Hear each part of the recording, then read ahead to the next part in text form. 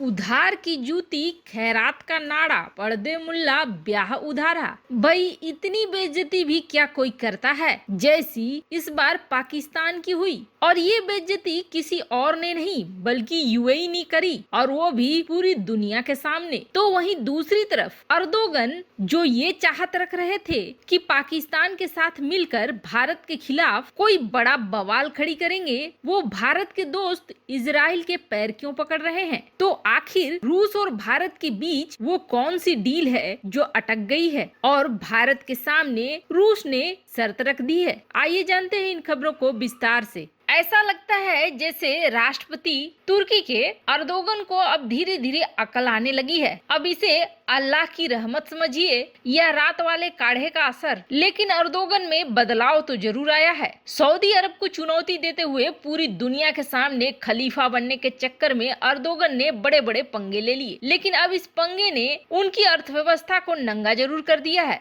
वैसे बिना सोचे समझे काम करने का यही असर होता है। जिस तरह से सऊदी अरब ने बायकॉट करना शुरू किया तुर्की का, वैसे ही लीरा तो जमीन में ही गिर गई। लीरा तुर्की की मुद्रा है, तो वहीं महंगाई आसमान छूने लगी। भूखे पेट भजन न होइए गोपाला। जब पेट में भूख लगती है तो अच्छे अच्छों की अकल ठीक हो जाती है। यही हाल हुआ अर्दोगन का। और अब अर्दोगन यह चाह रहे हैं कि सऊदी अरब से जो रिश्ते टूटे हैं उसको ठीक कर लिया जाए, लेकिन यहाँ पर पेच लग गया है। अब सऊदी अरब से रिश्ते सुधारने के लिए अर्दोगन ये कह रहे हैं कि हम चाहते हैं गल्फ कोऑपरेशन में हमारा पोजीशन पहले जैसा हो। इससे गल्फ कोऑपरेशन और मजबूत बनेगा और सऊदी अरब के साथ हमारे रिश्ते बहुत अच्छे होने चाहिए। लेकिन सऊदी अरब ये चाह रहा है कि तुर्की बदल तो गया है, चलो ठीक है, लेकिन पहले इजराइल के साथ अपने संबंधों को अच्छा करे, क्योंकि इस वक्त सऊदी अरब के संबंध इजराइल के साथ ज्यादा अच्छे हैं, जिसे देखते हुए अर्दोगन में एक बड़ा बदलाव माना जा रहा है। और ऐसा माना जा रहा है कि वो कूटनीतिक तौर पर इजराइल के साथ अब अपने संबंधों को अच्छा करना चाहते हैं, क्योंकि तुर्की को भी पता है यदि इजराइल से दुश्मनी मोल ली तो उसका भी वही हाल होगा जो आज ईरान और सीरिया का है। इसलिए अर्दोगन इजराइल के साथ अपने संबंध को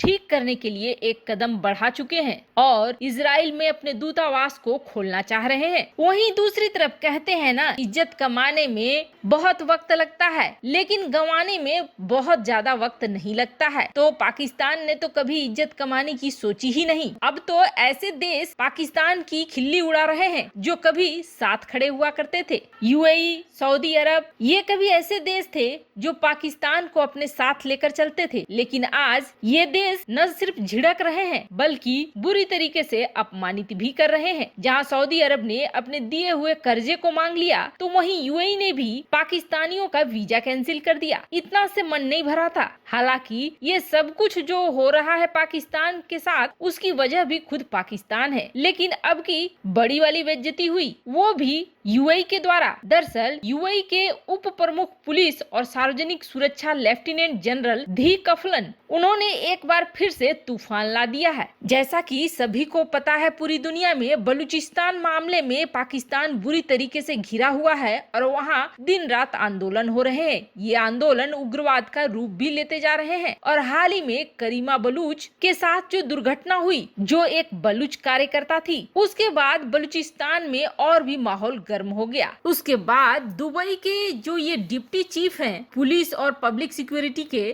खलफान ने ट्विटर में एक पोल किया और लोगों से पूछा कि क्या पाकिस्तान में बलूच लोगों को अपनी रक्षा के लिए मिसाइलें दी जानी चाहिए। वैसे आपको बता दें 41,000 से अधिक लोगों ने इसमें भाग लिया। वैसे तो लगभग 39% ने हाँ कहा जबकि 61% ने ना कहा। लेकिन बात यह उठती है कि आखिर उन्होंने ये ट्वीट क्यों किया, और वो भी 27 वर्षीय करीमा बलूच के अंतिम संस्कार के 2 दिन बाद। पाकिस्तान के लिए उनके मन में क्या है यह एक बार फिर से दिखा। वैसे ये पहली बार नहीं है। 2018 में भी उन्होंने पाकिस्तान के बारे में ये कहा था कि पाकिस्तानी खाड़ी देश के लिए खतरा पैदा करते हैं। उन्होंने अपने साथियों और नागरिकों से ये भी अपील करी थी कि पाकिस्तानियों को नौकरी नहीं देना चाहिए था। पाकिस्तानियों को नौकरी नहीं देना राष्ट्रीय कर्तव्य है, यह भी कहा गया था। वहीं पिछले साल यूएई ने 13 देशों के नागरिकों को वीजा देने से इनकार कर दिया था और उसमें पाकिस्तान भी शामिल था। वैसे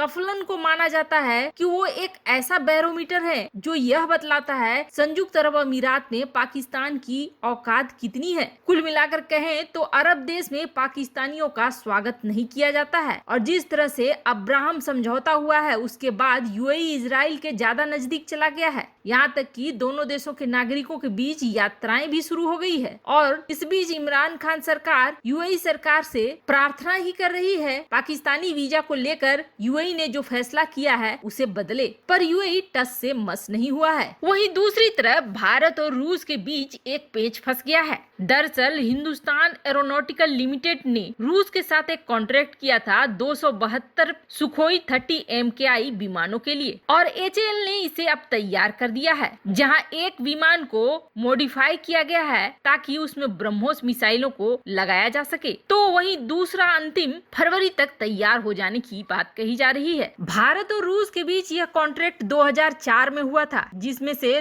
222 सुखोई 30 MKI को भारत में ही असेंबल किया गया था, वो भी नासिक वाले एचएएल के प्लांट में, और 272 में से 40 को बदला जा रहा है, उसमें मॉडिफिकेशन किया जा रहा है ताकि उसमें air launch version supersonic cruise missile BrahMos को लगाया जा सके। वहीं पिछले साल जुलाई महीने में 12 सुखोई 30 MKI एयरक्राफ्ट रूस से खरीदने के लिए बात हुई थी 10,730 करोड़ में। माना ये जा रहा था कि जो सुखोई खराब हो चुके हैं या क्रैश हो चुके हैं उनकी जगह पर ये नए सुखोई आएंगे। तो वहीं दूसरी तरफ बड़ी संख्या में एक अपग्रेड प्रोग्राम करना चाहता है भारत, जिसमें जितने सुखोई भारत के पास हैं उन सब में बड़ा बदलाव करना चाहता है, जैसे कि बेहतर रडार लगाना, बेहतर एवियोनिक्स और हर तरह के हथियार ले जाने में सक्षम फीचर्स उनमें डालना। अब यहाँ पर रूस और भारत के बीच में पेच फंस गया है और जो कीमत बताई जा रही है उसमें रूस तैयार नहीं हो रहा है, तो भारत भी अपनी तरफ से तैयार नहीं हो रहा है। वहीं दूसरी तरफ भारत इस मामले में यह चाहता है कि अपग्रेड लोकल लेवल पर भारतीय जमीन पर हो और टेक्नोलॉजी ट्रांसफर के साथ हो। चूँकि पहले से